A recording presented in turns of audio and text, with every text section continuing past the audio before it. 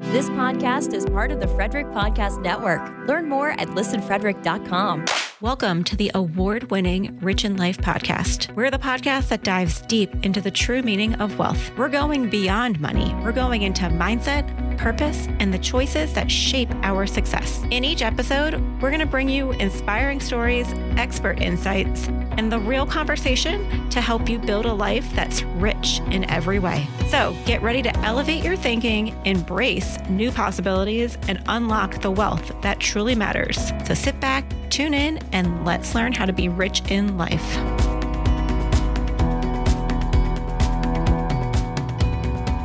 Hey y'all, welcome back. Today, I really want to talk to you about something that every single ambition person struggles with. And it's the paradox of wanting to do it all and still have your life. You know the drill. You wake up with a million things to do, a million goals, and somehow you feel like you're already behind. Sound familiar? Well, I've been thinking about this one a lot lately because it comes up with client after client after client, and even with myself. And I want to share a framework that I've started using for myself and my clients that's completely changed how I show up in my life, my family, my work. And it's called the Minimally Viable Day. Or for purposes of the rest of this episode, we're going to call it MVD for short. So stick with me because by the end of this episode, I want you to feel like you can keep your ambition without burning out. And that is the framework around everything that I do for my clients and in my business. So first, let's talk about the paradox of ambition. If you're tired, your instinct is to automatically skip your workout. And guess what? Workouts actually give you energy. We all know this, but we're still tired and we make excuses. If you're stressed, your instinct is to keep grinding. But play and fun boost serotonin. They calm your brain and they actually help you perform better. If you're too busy, which I am putting in air quotes, your instinct is to cancel the plans because you can't possibly add one more thing to your plate. But time with friends or family actually helps you think from new angles and solve problems from outside perspective that you'd otherwise just get stuck on. Ambition isn't about doing everything, but it is about doing the right things consistently. And you'll hear this as a pattern in the rest of this episode. I want to talk about the trap that most of us fall into, and it is called the completion bias. Raise your hand in your car, your office, wherever you are right now, if you have heard of the completion bias, and then let me know if I just sucker punched you after I explain this because it feels 100% like you. Humans love finishing tasks. We just do.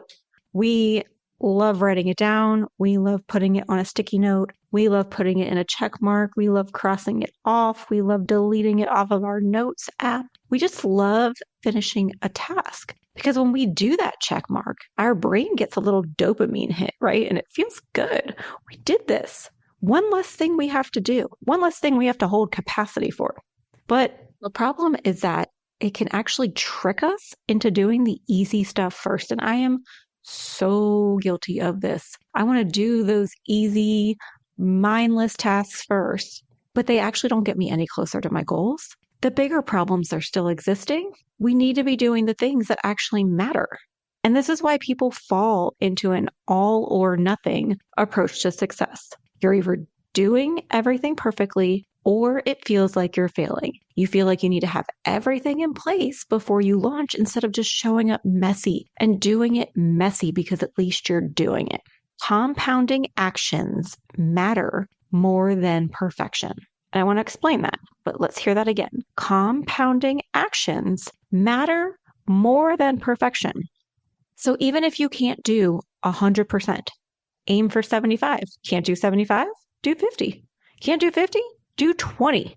I'd much rather give 5% every day than 0 most days and a few 100% days because just 1% better every day adds up to almost an 38% improvement in a year. That's real compounding without burning out. And that's just 1% better every day. But we're stuck in this all or nothing mindset of this perfection or failure mindset. And who is telling us this? We just need to do what we are capable of, what we have the capacity for.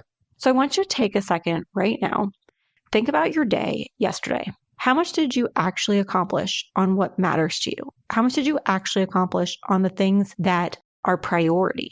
Could 1% better today make a difference? Write it down. Just a single line. That's it. That's all you need to start. 1% better. What could that 1% better be today versus yesterday? Now let's get into the minimally viable day framework, MVD, because that is a mouthful.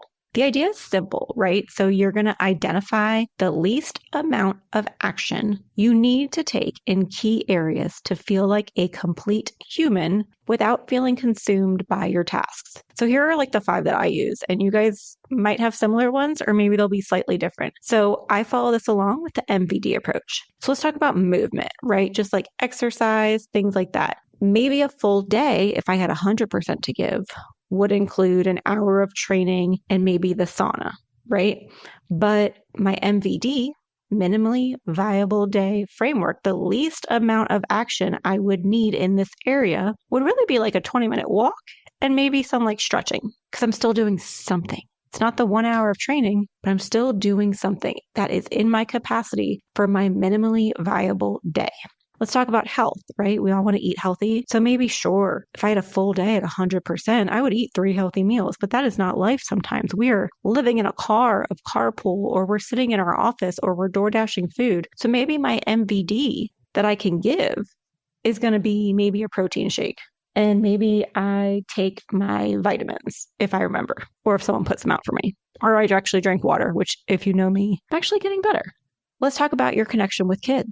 If I had 100% on a full day, I would be with my kids 4 to 9 p.m., no phone, cooking, cuddles. I'd be the best stay-at-home mom ever.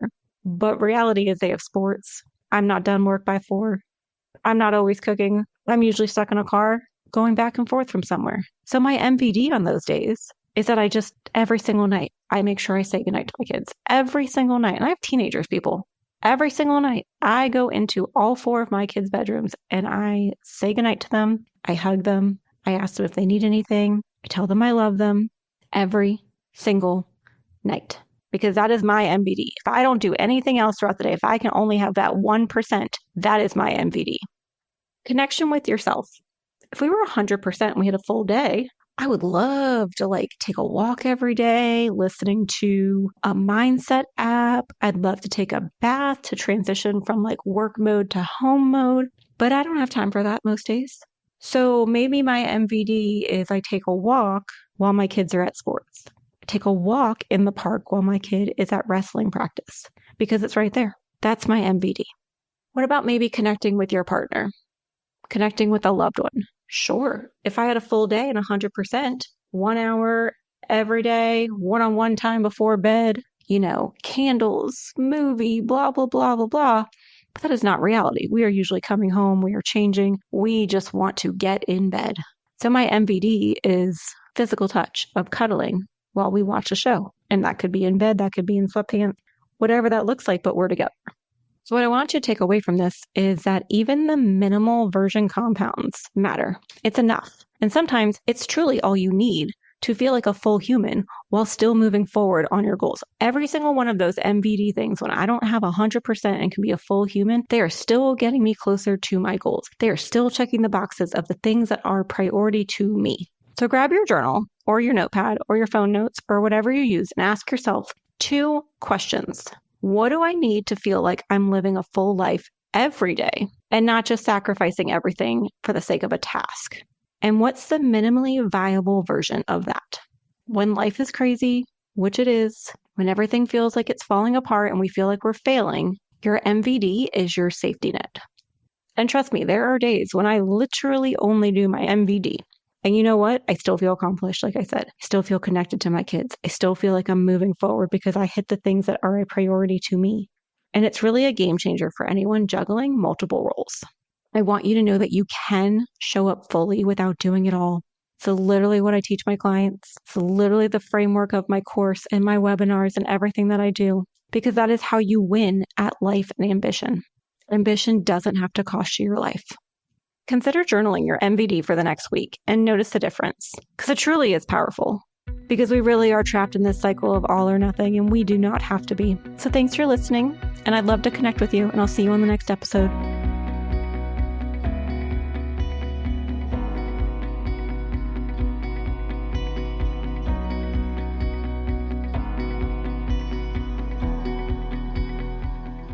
Live radio, local podcasts, the Frederick Podcast Network at listenfrederick.com.